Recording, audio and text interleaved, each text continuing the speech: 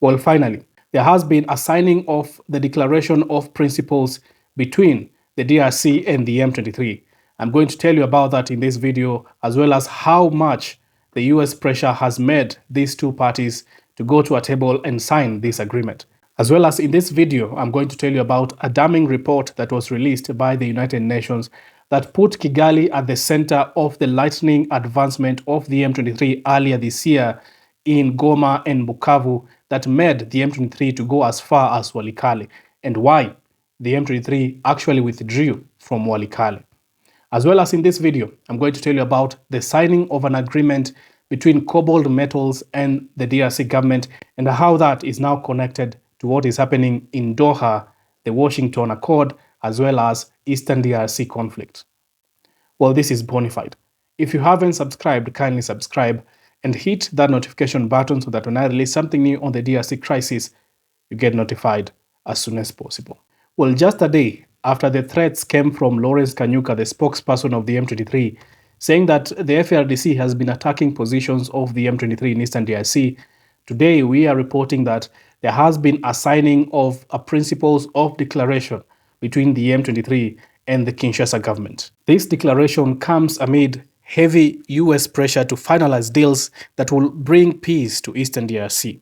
and in what could potentially attract billions of dollars of Western investment to a region rich in tantalum, gold, cobalt, copper, lithium, and other minerals. Well, just about 2 months ago, there was that surprise meeting between Tshisekedi and Kagame in Doha that ushered this immediate and unconditional ceasefire in Eastern DRC. Well, from there, we've not heard about major fighting in Eastern DRC, although there have been clashes here and there. There hasn't been major advancement by the M23 or the FARDC as the entire region went into dialogue mode. Then came the signing of the deal in Washington between Kigali and Kinshasa, and that particular deal was supposed to be augmented with a deal in Doha between the M23 and the DRC government. Now, this deal between the M23 and the DRC government is perhaps the hardest deal to come by because there have been very hard stances on both the DRC and the M23. While it is still unclear how much the DRC government will give for the M23 and how much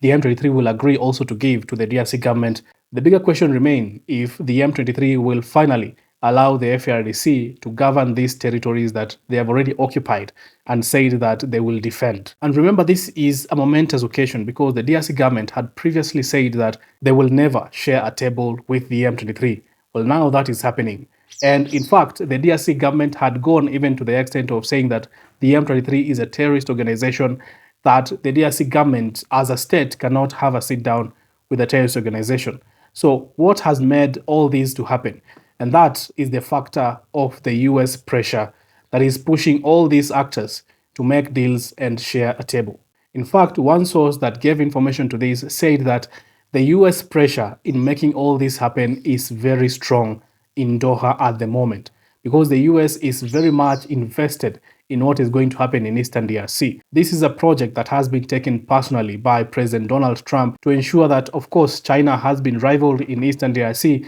as well as to give the US the opportunity to mine the rare minerals in Eastern DRC. And as a sign of the rush of everything that is happening in Eastern DRC, Cobalt Metals and the Democratic Republic of the Congo signed a broad agreement for the company to lead a wave of American investment in the country under the investment and security framework being advanced by President Tshisekedi and President Donald Trump. So already there are measures being put forward for the US companies to go into Eastern DRC to start mining, as well as there is the factor of the Lobito corridor. That is part of the bargain that Tshisekedi has put out to President Trump, that the Lobito corridor should also touch on where these minerals are going to come from so that it can be easier. And of course, the DRC will gain in terms of infrastructure that will be built in Eastern DRC because of these investments that are being done by the United States currently. Well, I did an entire video of the Cobalt Metal Company that is owned by Jeff Bezos and Bill Gates and how they're going to partner with the DRC government and how that is going to affect,